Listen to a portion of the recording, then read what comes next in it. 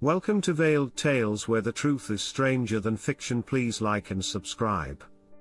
The Greenbrier Ghost, the eerie testimony from beyond the grave. In the late 1800s, a chilling murder trial unfolded in the small town of Lewisburg, West Virginia, that would become one of the most unusual cases in American legal history. The victim, Elva Zona Heaster, known as Zona, was a young and vibrant woman whose life was tragically cut short. What made this trial extraordinary was the eerie testimony that emerged from beyond the grave, leading to a stunning turn of events that would forever change the perception of justice and the supernatural. Zona Heaster was a captivating woman, renowned for her beauty and charm in the close-knit community of Greenbrier County. In 1896, she caught the eye of a mysterious drifter named Erasmus Stribbling Trout Shue, who had recently arrived in the area. Despite initial reservations from the townsfolk, Zona and Erasmus, also known as Edward, swiftly fell in love and married, prompting further suspicion and gossip. Zona's life took a dark turn after her marriage to Edward. She became increasingly isolated, her once vibrant personality seemingly extinguished. Friends and family began to notice the subtle signs of abuse, but Zona kept her sorrows locked away. Then, in January 1897, tragedy struck when Zona's lifeless body was discovered at her home at the foot of the stairs. The official cause of death was initially attributed to everlasting faint, a term often used for unexplained deaths in that era.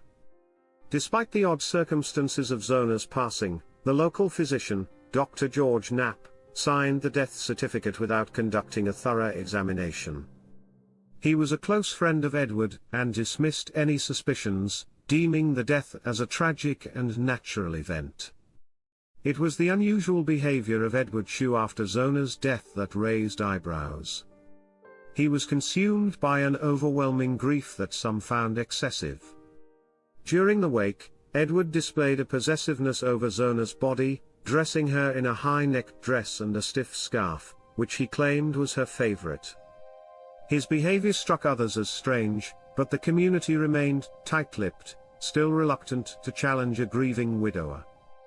However, one person refused to stay silent: Zona's mother, Mary Jane Heaster. Distraught and determined to uncover the truth about her daughter's untimely demise, Mary Jane prayed fervently for a revelation. Her prayers were answered in the form of a ghostly visitation. According to Mary Jane's account, 4 weeks after the funeral, Zona's ghost appeared before her. The apparition wore the same high-necked dress and stiff scarf that Edward had selected for the burial. In the vivid vision, Zona conveyed a disturbing message to her mother, revealing that Edward had been responsible for her death. Convinced of the supernatural encounter, Mary Jane sought justice for her daughter. She relentlessly urged the local prosecutor to reopen the case and conduct a thorough investigation. Despite skepticism from many, including law enforcement, her determination prevailed. In a groundbreaking move, Zona's body was exhumed for a second autopsy. This time, Dr. Knapp was assisted by 2 other physicians, Dr. H.F. Preston and Dr. J.T. McLaughlin. As they meticulously examined the remains, they discovered disturbing evidence of foul play. The doctors found that Zona's neck had been broken and that she had suffered severe internal injuries, suggesting a violent struggle before her death. The new evidence turned the tide, and Edward Shue was charged with the murder of his wife. During the trial, Mary Jane Heaster's testimony about the ghostly visitation sparked both intrigue and controversy. The defense tried to discredit her account, arguing that the supernatural claim had no place in a courtroom. However, Mary Jane remained steadfast, and her emotional account resonated with the jury. In the end, the chilling testimony from beyond the grave proved decisive. Edward Shue was found guilty of first-degree murder and sentenced to life in prison. He would remain behind bars until his death, serving his sentence in the West Virginia Penitentiary. The Greenbrier Ghost trial became a sensation, capturing the nation's attention. It was the first time in American legal history that the testimony of a ghost was used as evidence in a murder trial. The case challenged traditional notions of justice, introducing the idea that justice could be served by seemingly unconventional means.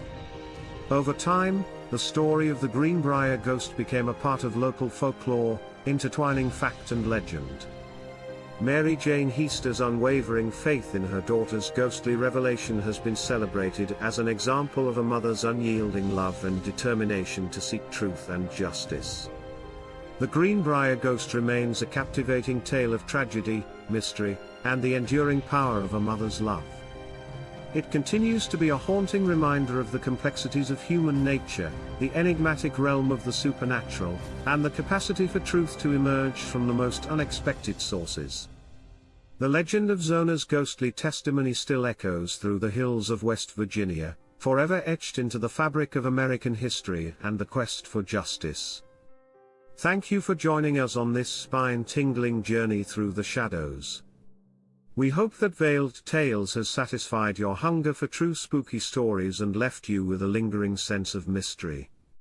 Remember, the veil of the unknown is ever present, so stay curious, stay vigilant, and never stop seeking the truth behind the tales. Thanks for watching. Please like and subscribe.